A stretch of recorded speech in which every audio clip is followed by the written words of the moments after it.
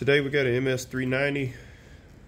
From what I understand, the motor's cooked. It came in, it was low on compression, so we're just going to verify that, rip it apart, and I already ordered parts for a top end, so if it's completely toast, we'll be throwing top end in it.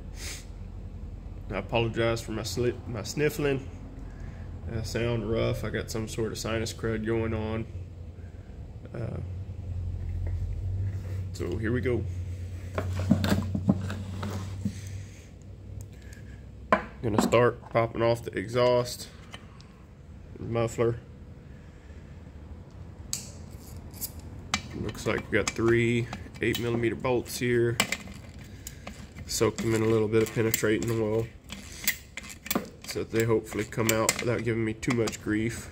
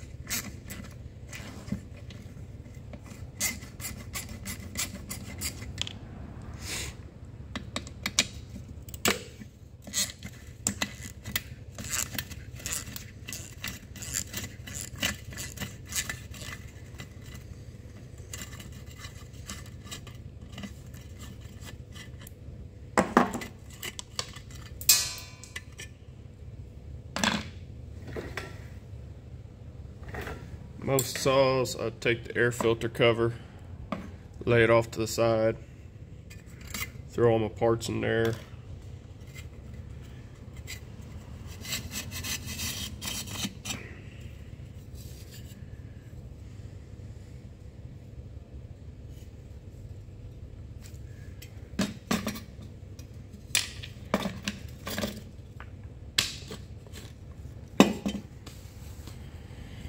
We'll tip it up.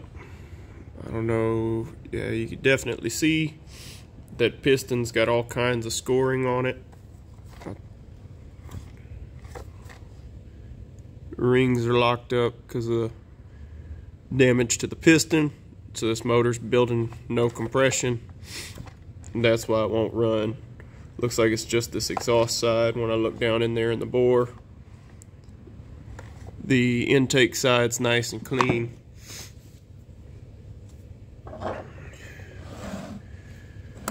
We'll discuss that further when we make it, when we get the engine apart.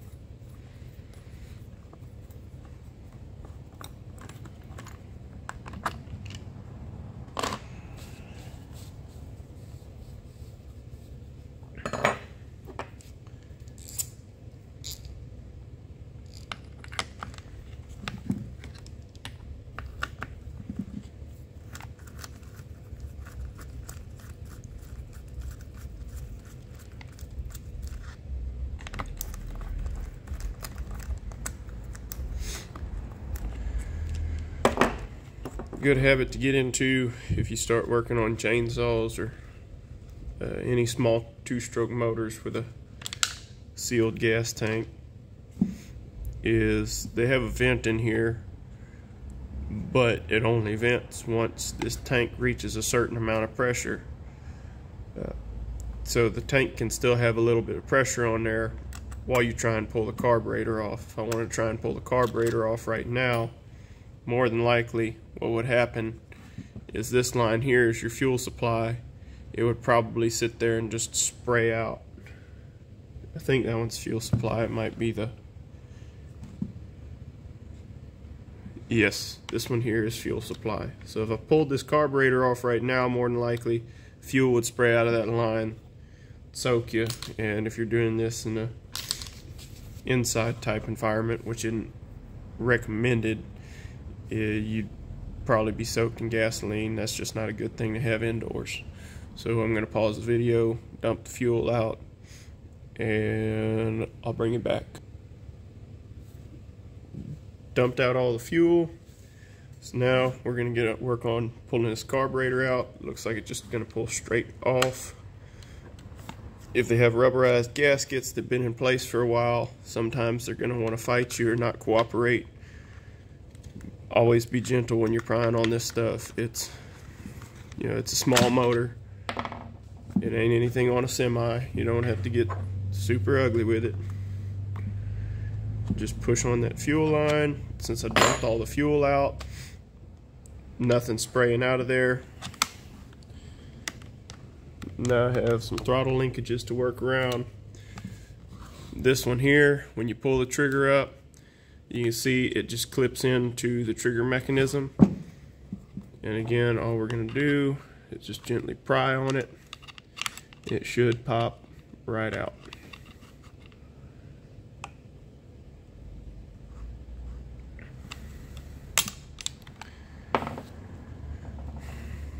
Now that the throttle linkage is out, I believe the carburetor will come off.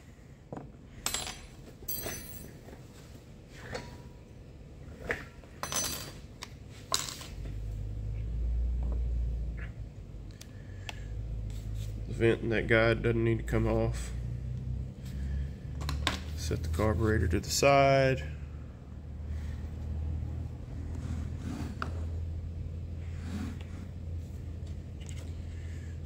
Stihl intake ring, and then there's a support ring inside the intake to prevent it, intake boot to prevent it from collapsing.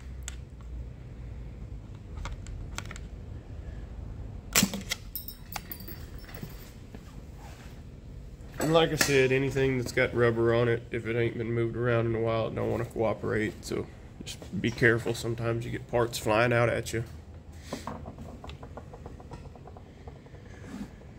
And from here, looks like we need to figure out how to get this cover off. And that looks like it's bolted in with the handle. So we got to figure out how to get this handle off. Here's another rubber grommet. All this one does is cover up the decomp button.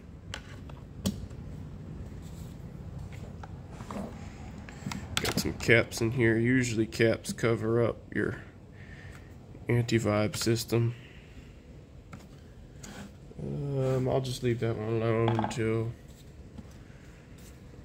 unless the handle don't want to come off.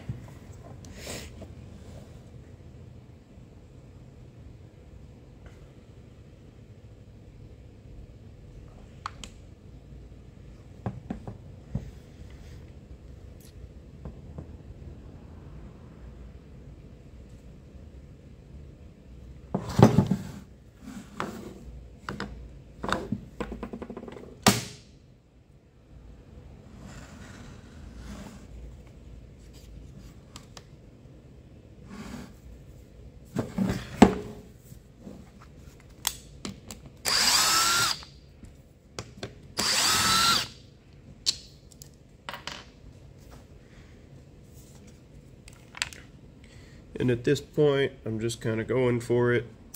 So I never had one of these apart. So there's a good chance it gives me grief and makes this video much longer than it needs to be.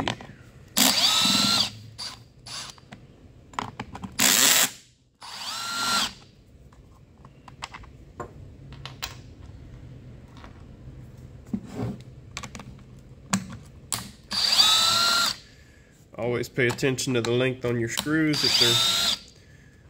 if they're seated in plastic or where their location is. Sometimes you end up with a screw that's shorter or longer, and in this case, maybe not in this case, but in some cases, screws run into the plastic. Behind that plastic is the fuel tank. If you run too long of a screw in one of those types of situations, you can puncture your fuel tank, and then you're replacing more parts than you need to.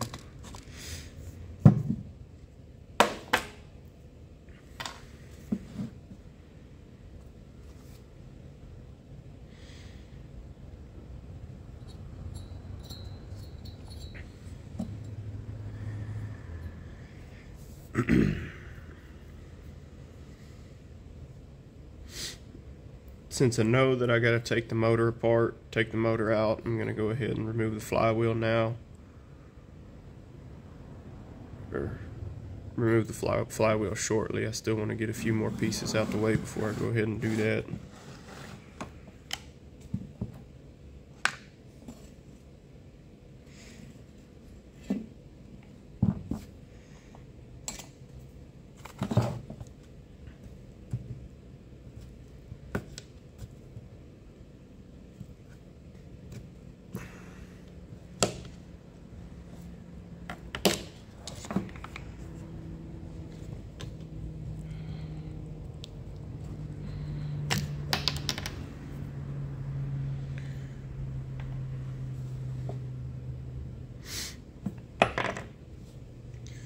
So it looks like all these anti-vibe mounts have a screw down inside of them. Same Torx as what's all over the saw.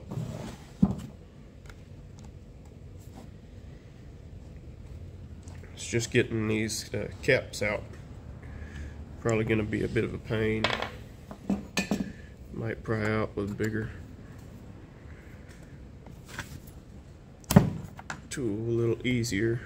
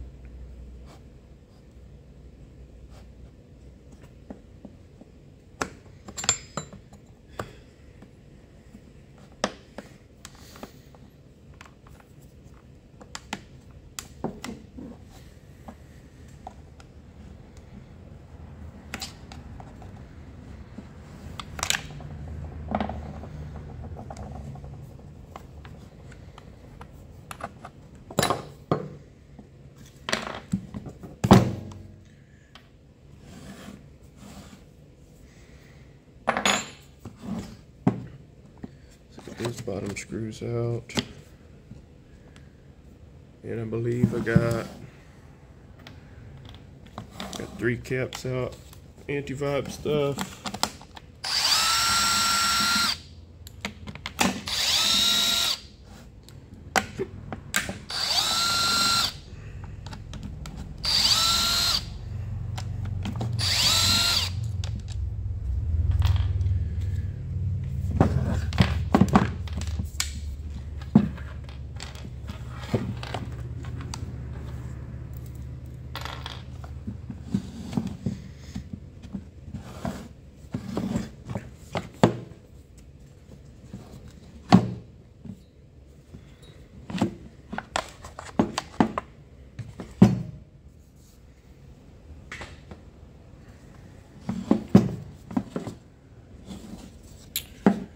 These are the 4 bolts that hold this motor in to the rest of the saw. This style of engine is called a clamshell, which the case of the motor on here is actually a separate piece. On a lot of saws, the case is part of the frame, where you have 2 pieces that make up your case that sandwich together, and that holds in your crankshaft. This one, it's you take the whole motor out of the saw. It's not just removing a top end. You have to remove the whole motor to work on it. You'll see shortly.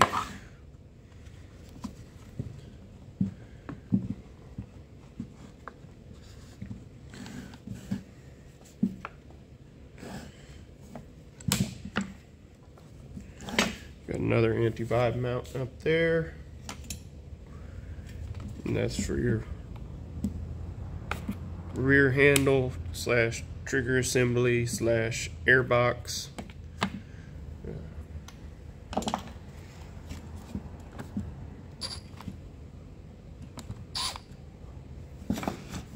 Hang on, that one doesn't have a screw retaining it. It's just more of this grommet.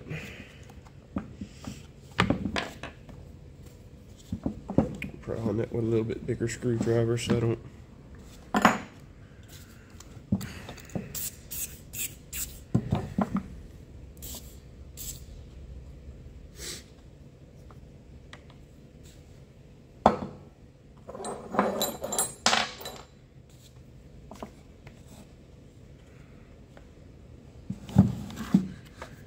let's get everything through this air box before I tackle that other anti-vibe mount in front.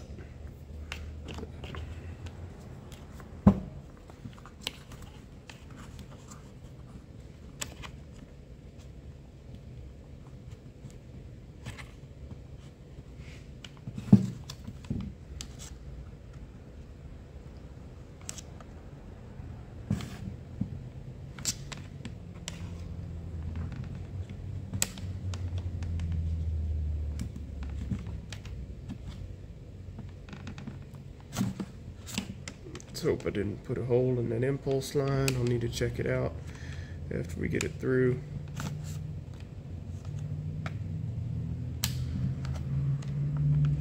It's always kind of a fear of working on these things, is you don't want to put a hole in any of these rubber components. Some of them can be quite a bit pricier than you expect them to be. Like that intake boot, I priced one for MS390 the other day, $42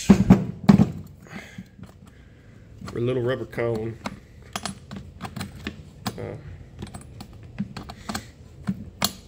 So yeah, a lot of these components can increase your initial expense of rebuilding something like this by quite a bit.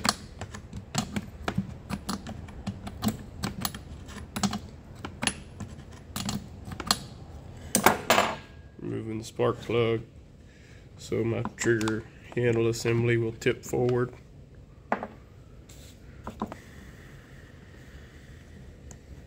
Push my intake boot through and hang it up somewhere else. Looks like it's electricals. So maybe I need to get this one out and tip it backwards.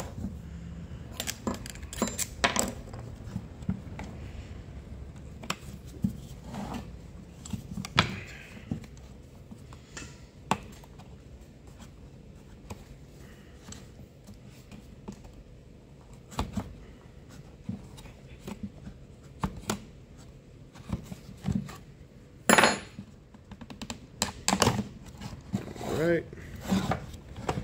Now, still held in place,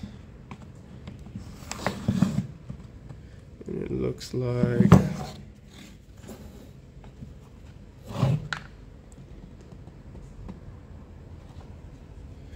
the intake boot snapped back into place.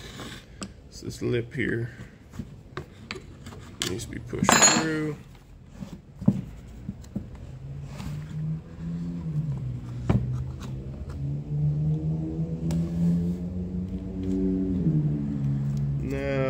Hung up from the electrical wires, the kill wires for the coil. Looks like they give you a little bit extra on these things.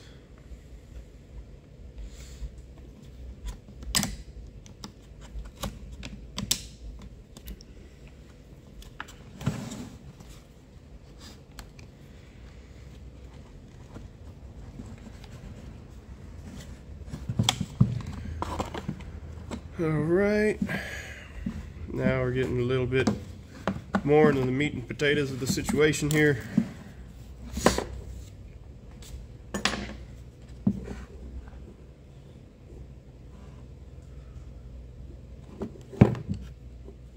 So at this point,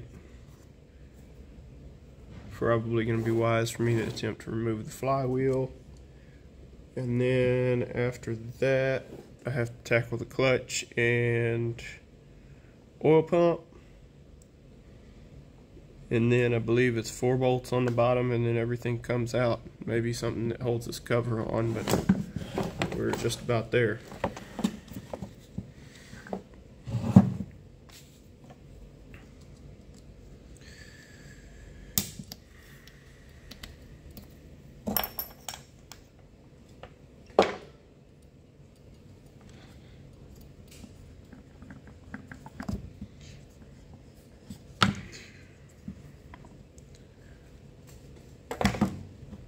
Can't grab onto this clutch too well, so I'm going to go grab some pliers.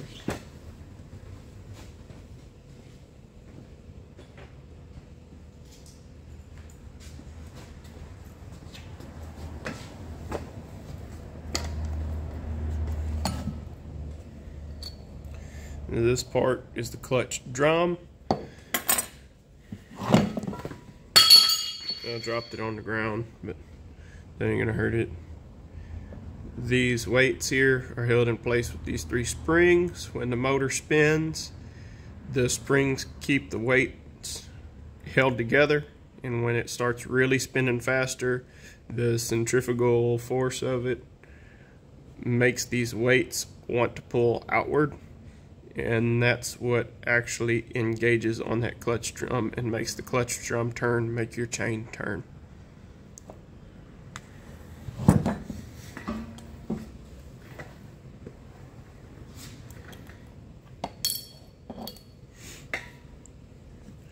Most of these steel clutches that I've seen have a 19mm hex. The threads are reverse on this clutch, so whenever you come to take this off, you want to try and tighten it. What is it? Clockwise versus counterclockwise. So clockwise actually loosens this clutch.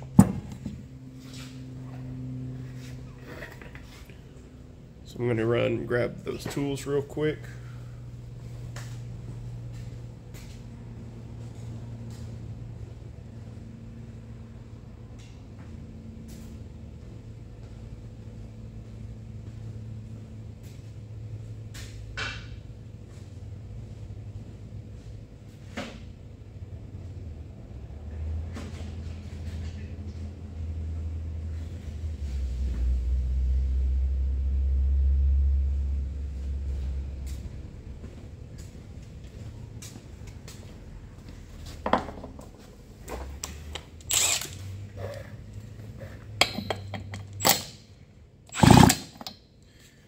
We need to throw the plug back in there so it at least builds some kind of pressure for that for it to fight against.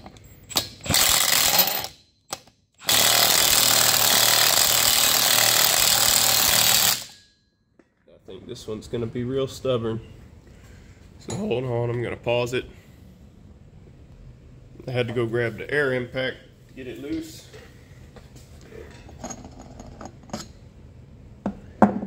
Always put these back together the same way you took them apart. This washer is even labeled top, so you can see that's the side that's going to face out when you stack it all back together. This is the oil pump gear. This is what the clutch spins to make the oil pump turn and pump oil.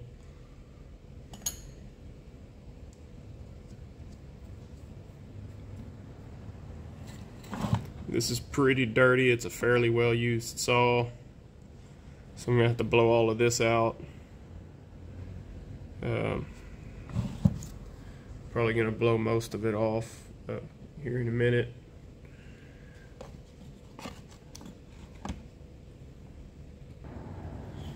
Alrighty, I'm back. Blew it off a little bit. Now I can kind of see what's going on with the oil pump. There was a bunch of trash in there. So we're just going to pull the oil pump. You have one line from the oil tank, and then it looks like this is a molded line to the outlet here. Actually, the outlet's right here. That's another location for one of these sliders, but it looks like it's missing. So Gonna take these bolts off and see if I can fish this pump out somehow.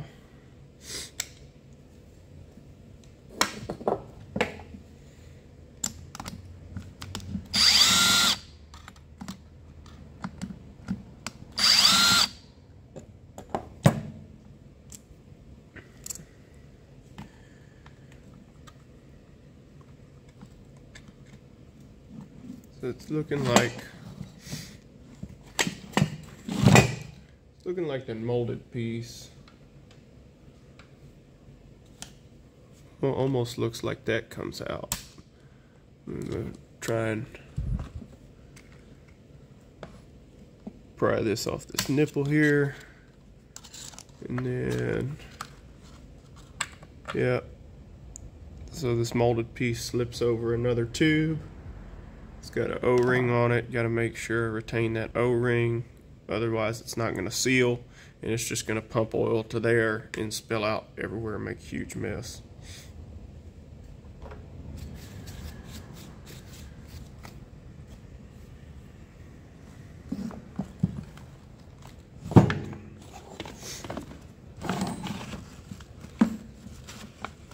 Still haven't tackled that flywheel yet.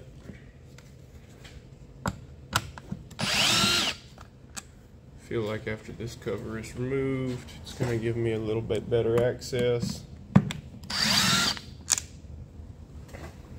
And I didn't cover it, but when you blow it off or when you're cleaning one of these things, make sure the spark plug is threaded in a couple turns.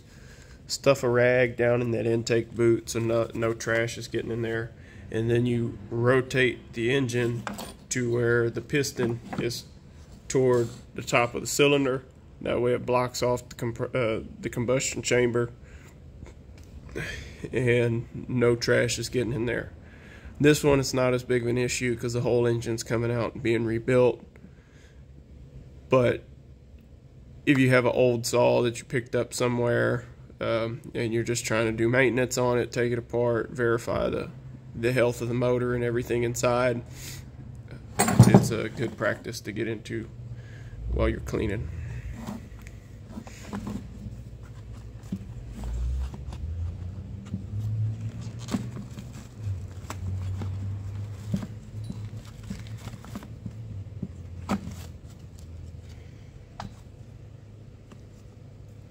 Spark plug is hard to turn because my fingers got oil from all the sawdust fines.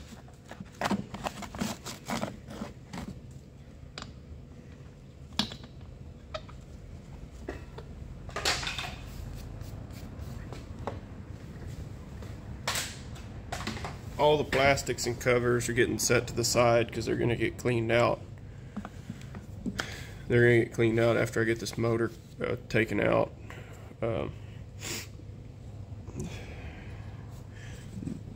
For as much junk as what the plastics retained, they must really have it figured out where to direct air on this, because I'm not seeing a massive amount of trash in the cooling fins on this motor.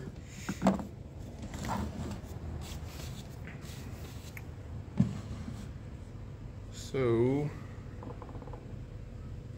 looks like 13. Take off the flywheel. The threads on the flywheel are typically standard, where clockwise tightens and counterclockwise loosens. And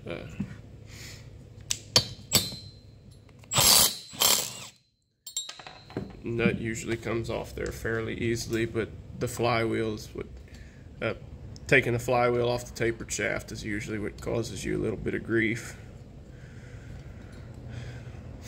I find a good spot to pry on. You don't want to pry on the magnet side. This is probably going to be my best bet. Put a little pressure here with a scrunch, that way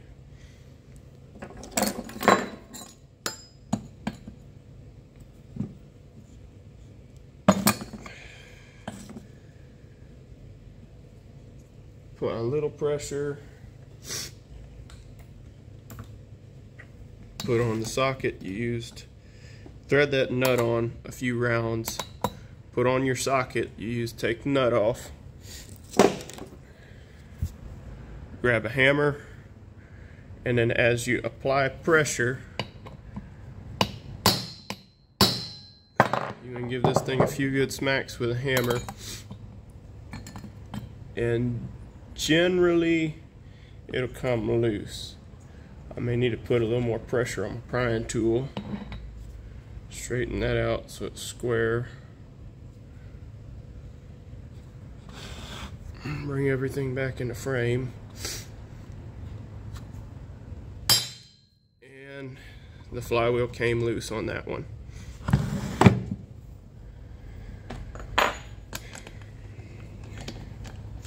If you're really afraid of breaking stuff, invest in a puller, because that's not the best way to take a flywheel off.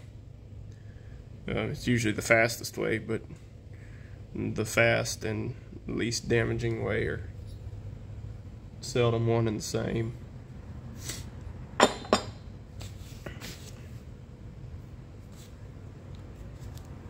We have a bolt for some ground wires here.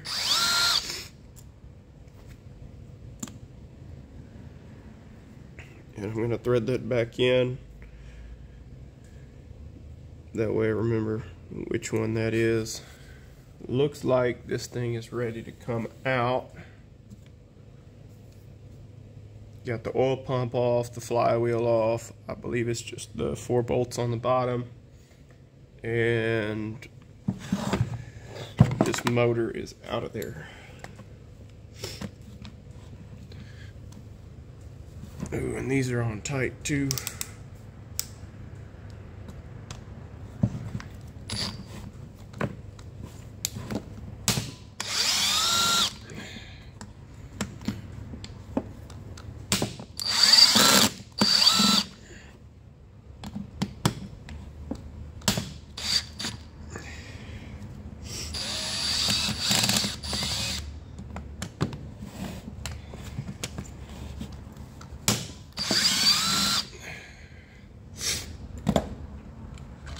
Now what's strange about these bolts is that they hold the motor together and they hold the motor onto the frame of the saw.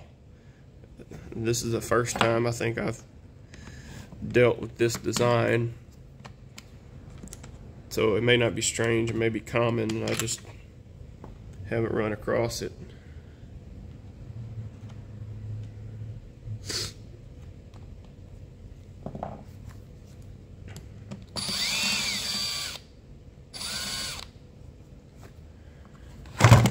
Oops.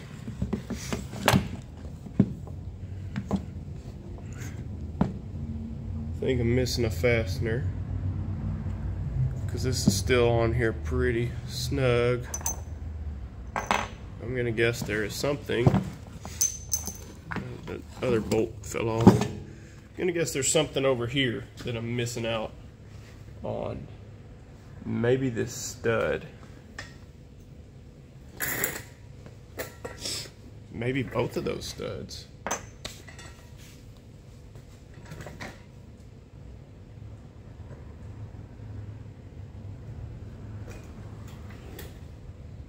No, it looks like it is just one stud.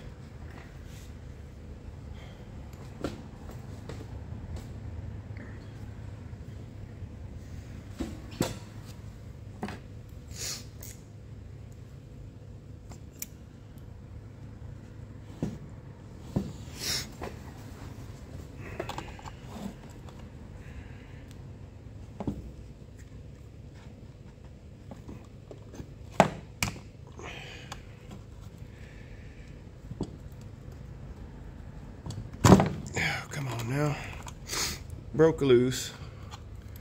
Felt it move. It just don't want to pop out.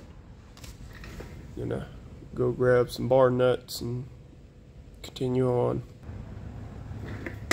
Didn't have any bar nuts, and I grabbed the wrong size standard nuts too. Did have a big pair of pliers, so let's see if we can get after it with those. Remove this chain catcher so it's not in the way anymore.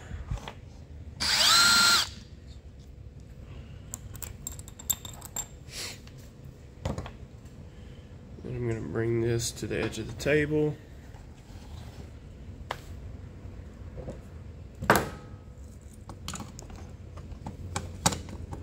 Big pliers, you don't want to goober up your threads. So find a this may not work neither. Now let me go on the hunt again, figure out a tool to take this out. These studs are M8 by 1.25 thread, and this is your typical double nut scenario where you thread 2 nuts onto the same shaft, run them down, run that one down all the way till it stops. The threads on bar studs are usually tore up anyway because someone took that wrench and reefed down on those bar nuts like a gorilla. And they don't need to be that tight.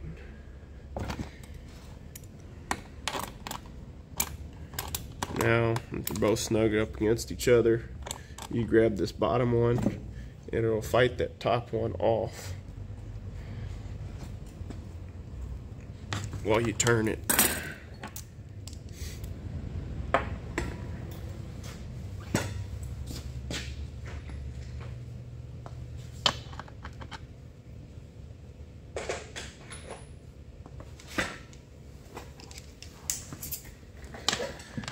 They both lined up pretty good. I'm gonna stick a ratchet on them. Oh, and it ain't enough. Let me go grab a wrench.